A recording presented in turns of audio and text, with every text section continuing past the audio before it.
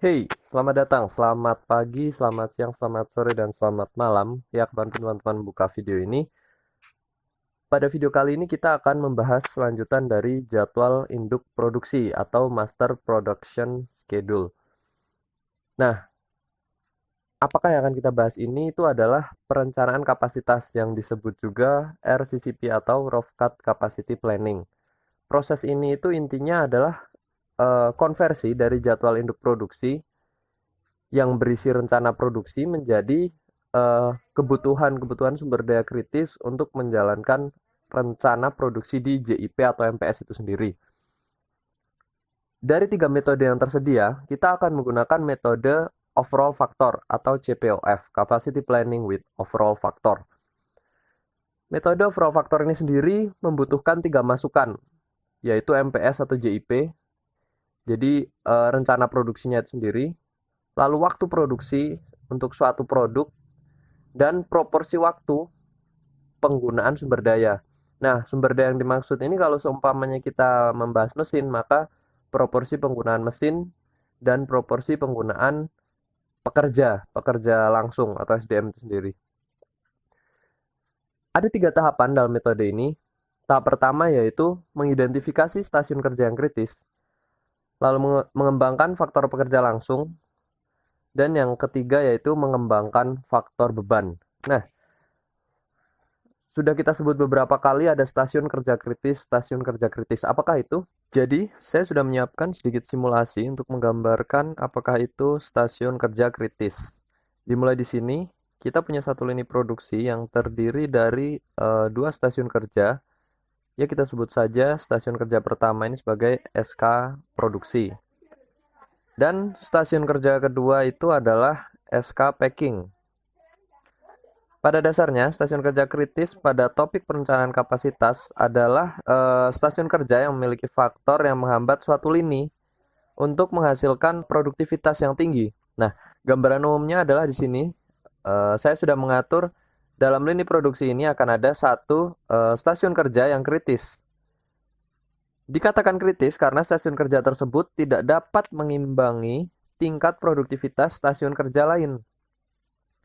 Oke, kita lihat ya di sini saya sudah mengatur bahwa pada tiap 1 jam akan ada 100 produk tercipta dan masuk ke prosesor. Bisa dilihat ya di sini dari jam 0 sampai jam 1 ada 100, jam 2, jam 3, jam 8, jam 9, semuanya masing-masing tiap 1 jam itu ada 100 produk yang masuk ke prosesor. Yang artinya setiap 1 jam seharusnya akan ada 100 barang yang tersedia pada rak ini, teman-teman. Nah, kalau kita mulai pukul 8 sini, maka pukul 9 seharusnya ada 100 barang di rak ini. Oh ya, sebelum kita jalankan, pada stasiun kerja produksi terdapat dua komponen ya, yaitu faktor mesin dan faktor manusia. Nah, sedangkan pada stasiun kerja packing hanya ada satu faktor, yaitu faktor pekerja, karena di situ tidak ada mesin terlibat dalam kinerja stasiun tersebut. Oke, mari kita jalankan simulasinya dan kita buktikan stasiun kerja mana yang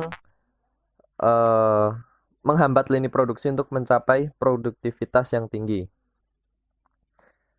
Oke, kita amati ini masih jam 8, kita tunggu sampai jam 9.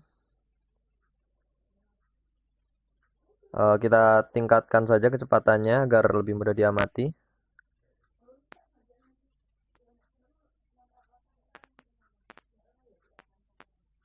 Sudah tidak jelas ya bagian mana yang membuat produktivitasnya rendah. Ya, bisa terlihat dari banyaknya antrian. Betul sekali, SK Packing adalah bagian yang membuat barang-barang menjadi menumpuk pada antrian QE1 karena kecepatan pekerjanya untuk memindahkan barang cukup lambat dibandingkan dengan kecepatan operator dan mesin pada SK produksi. Sedangkan yang dari SK produksi terus jalan masuk, tapi yang dari bagian pekerja packingnya lambat. Bisa dilihat di ujung kanan tadi bahwa ada 75 barang yang masih ada di rak, sedangkan pada simulasi sudah mendekati pukul 9. Artinya target produktivitas yang 100 produk per jam itu tidak tercapai. Nah, jadi faktor kritis pada stasiun kerja kritis ini adalah eh, faktor pekerja pada stasiun kerja packing ya. Artinya dalam perencanaan kapasitas nantinya harus diperhitungkan kemampuan pekerja ini untuk memenuhi rencana produksi sehingga dapat diciptakan alternatif untuk membuat entah pekerjanya yang di otak-atik agar dapat mengimbangi produktivitas stasiun kerja lainnya, atau penanggulangan jika pekerja tidak dapat memenuhi harapan produktivitas. Penanggulangan ini dapat berupa penambahan jumlah pekerja atau penggantian pekerja dengan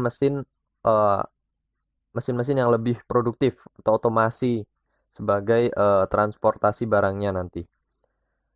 Baik, kita kembali ke pembahasan selanjutnya. Oke, sekarang kita selesaikan contoh persoalannya.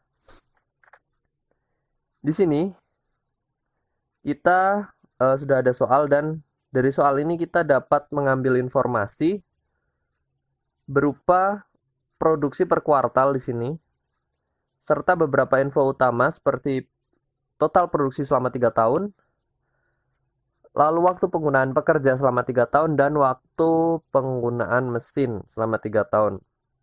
Tidak lupa juga di sini ada alokasi mesin kritis berdasarkan data pada masa lalu sebesar 35% dan 65%. Ini artinya mesin 1 digunakan sebanyak 35% dan mesin 2 digunakan sebanyak 65%. Lalu yang ditanyakan berapa jam waktu yang diperlukan kedua faktor untuk melaksanakan produksi. Nah, yang akan menjadi tujuan utama kita di sini adalah mencari JK atau jam kerja yang dibutuhkan dari beberapa faktor kerja yang terlibat. Bisa kita lihat ya, faktor kerja yang terlibat itu adalah pekerja dan mesin. Nanti kita akan gunakan jam kerja itu, berapa jam kerjanya itu untuk memenuhi target produksi. Target produksinya adalah ini, hasil dari JIP atau MPS itu sendiri. Oke, mari kita mulai mengerjakan persoalan tadi. Pertama, kita ada jadwal produksi per kuartal di sini, yang mana ini didapat dari JIP atau MPS ya. Artinya itu RCCP hanya bisa dibuat jika sudah punya JIP atau MPS, atau sudah punya rencana produksi dalam bentuk lain ya. Selanjutnya jumlah produksi dan jam selama 3 tahun. Ini jumlah produksi selama 3 tahun, ada 171 dan 108. Lalu ada jam pekerjanya selama 3 tahun segini, dan jam mesin aktifnya selama 3 tahun segini. Proporsi mesin 1, mesin 2 sudah ada.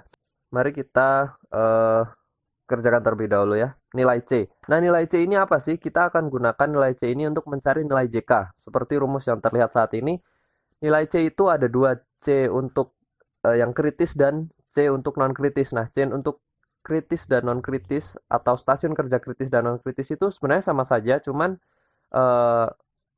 pelambangannya atau penyimbolannya dibedakan, yaitu untuk C non-kritis ada CNK dan untuk C kritis CK langsung.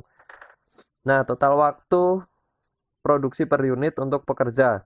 Itu artinya kita akan menghitung berapa produk yang diproduksi saat itu, 171, dibagi dengan jam bekerja selama, terbalik. Jadi kita akan bagi jam bekerjanya dengan jumlah produk selama 3 tahun. Hasilnya 0,2. Untuk bagian mesin juga kita sama. Kita bagi jam mesin aktifnya dengan jumlah produk yang jadi selama 3 tahun. Oke. Kalau sudah begini kita bisa salin rumusnya ke samping untuk mencari nilai C dari produk kue. Jadi nilai C ini adalah tadi ya, waktu standar yang diperlukan entah itu untuk pekerja atau untuk mesin dalam memproduksi satu produk tertentu. Kalau produk M ya berarti C untuk M di sini. Kalau untuk produk W berarti C untuk W di sini. Nah, oke. Selanjutnya kita akan menghitung di mana faktor pekerja untuk jam kerja untuk faktor pekerja di sini. Nah, yang membedakan di sini faktor pekerja dan faktor mesin adalah kalau di faktor pekerja itu kan non kritis. Tadi kita tahu dari redaksi di soalnya. Artinya dia tidak akan eh, mengalami fase penghitungan beban. Jadi nanti kalau ada di stasiun kritis kita harus menghitung pembagian beban setelah kita menemukan JK. Kalau untuk faktor atau stasiun kerja yang non kritis di sini kita tinggal menghitung eh, jam kerjanya aja tanpa harus mengalihkan dengan pembagian bebannya. Oke, kita mulai di sini. Waktu C untuk pekerja yang sudah kita salin di sini ya, untuk produk M 0,2, produk W 0,4, langsung kita kalikan. Produk, tunggu kita cek dulu, yang atas itu M ya. Di sini produk M dan, sorry, di sini produk M, di sini produk W. Oke, nah untuk total jam pekerja itu kan berarti jumlah keduanya. Kita tinggal kalikan M, sorry, kita kasih kurung dulu. Kita kalikan M dengan sini M, lalu kita jumlahkan yang W dengan ini. Oke, maka hasilnya adalah 5.200. Oke, agar rumusnya bisa kita pakai ke samping, kita kunci dulu bagian ini. Oke, begini ya. Jadi kita bisa tarik ke samping. Set. Oke, kita cek. Oke, hasilnya cocok. Nah, jadi sebenarnya data yang kita butuhkan dan yang utama dari tabel bagian faktor kerja ini adalah ini, total jam pekerja yang dibutuhkan tiap kuartalnya. Nah, cuman kalau kita mau lebih detail lagi, kita bisa pecah menjadi total jam pekerja untuk produksi M dan total jam pekerja untuk produksi W. Gimana caranya? Itu dari total jam pekerja di tiap kuartal ini, 1, 2, 3, 4, ini kita kalikan dengan bobotnya masing-masing di sini, teman-teman. Jadi, kalau seumpamanya produksi M, ya produk M dikali dengan nilai C dari M itu sendiri. Produk W dikali dengan nilai W itu sendiri. Oke, di sini ya. Nah, hasil perkalian ini bisa kita salin ke samping aja, teman-teman. Sebelumnya kita kunci dulu. Oke, kita salin ke samping. Ini ya, teman-teman. Jadi kalau seumpamanya nanti dicek lagi, dicek ke bawah, totalnya akan sama dengan total jam pekerja. Oke, ini. Oke, kita tarik ke samping. Kita coba cek and recheck. Total. Ini kita langsung tarik ke bawah. Nah, jadi totalnya segini, teman-teman. Untuk kuartal 4 kita ambil contoh 5.340 totalnya sama, 3.000 ditambah 1.900 totalnya sama, 4.800 tambah 1.100 sama.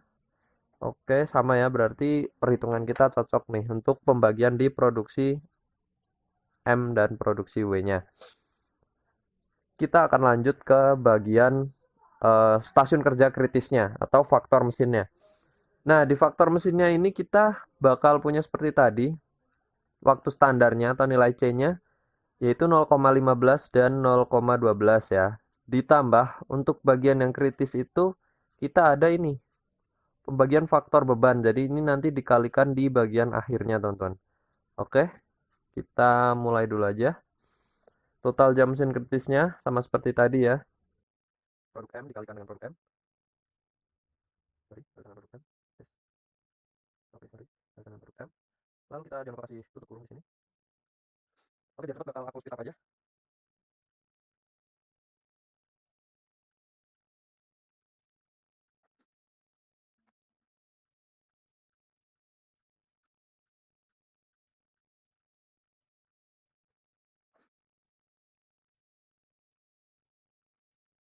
Oke, di sini ya teman-teman, kita akan dapat total jam mesin kritisnya itu seperti ini. Nah, ini belum diperjelas, diperdetil lagi untuk masing-masing mesin, di mana kita tahu di situ ada faktor beban mesin kritisnya. Masing-masing mesin harus aktif berapa lama nih. Untuk mengetahui itu gampang aja, dari total mesin kritis ini kita kalikan aja. Kalau mesin 2 berarti kita kalikan dengan beban dari mesin 2 di sini ya. Oke, hasilnya berapa teman-teman? Sekalian kita kunci aja agar bisa kita pakai untuk sel-sel yang lain. 1365. Oke ya. Kita tarik ke samping teman-teman. Lalu di mesin 1 sama, dari totalnya kita kalikan dengan faktor bebannya di mesin tersebut. Seperti ini teman-teman. Oke. Kita enter. Kalau di total ini hasilnya adalah 2100, sama ya berarti ya. Berarti kita rumusnya bisa pakai untuk sel-sel yang ada di sampingnya. Kita jumlahkan. Ini, oke, kita enter sampai bawah. Nah, ini artinya dari 4 kuartal itu, mesin 1 itu diperlukan untuk aktif selama 3106 jam, 95. 3107 jam lah ya. Lalu mesin 2 diperlukan aktif selama 5770,05 jam. Kalau di prakteknya pasti akan dibulatkan ke atas jadi 5771. Kalau di total maka jadi 8879 ya harusnya, karena tadi mengalami pembulatan 2 kali. Nah, setelah kita memiliki data-data ini akan digunakan untuk apa sih? Ketika kita tadi sudah memiliki jadwal induk produksi atau MPS, maka selanjutnya kita akan memperkirakan untuk memenuhi itu tuh kita harus menyewa pekerja selama apa dan mesin ini harus aktif selama apa. Dilihat dari faktor masa lalu, yaitu produksi selama 3 tahun terakhir atau 1 tahun terakhir, dan waktu yang digunakan untuk memproduksi per barang, per 1 unit itu berapa di periode yang sudah lalu. Jadi kita bisa memperkirakan ke depannya itu, wah mesin ini harus aktif selama 3000 sekian jam. Nah, jika kita lebih mengenal lebih dalam mengenai mesin ini cuma bisa aktif selama 1000 jam berturut-turut dan harus mengalami maintenance setelah 1000 jam. Artinya ini harus dibagi menjadi 3 penggunaan mesin satunya. Kalau seumpamanya mesin 2 memiliki kriteria lain, dari total jam yang kita miliki ini kita bisa gunakan untuk mempersiapkan mesin 2 itu. Seumpamanya mesin 2 itu hanya bisa dipakai sehari selama 30 jam atau berapa jam. Nah, maka selama 4 kuartal ini harus diakali nih gimana caranya mesin 2 bisa bekerja selama 5771 jam ya. 5771 jam. Nah, oke, saya kira cukup sekian untuk video ini. Kurang dan lebihnya saya mohon maaf. Apabila ada pertanyaan, tolong tulis di kolom komentar dan nantikan video berikutnya.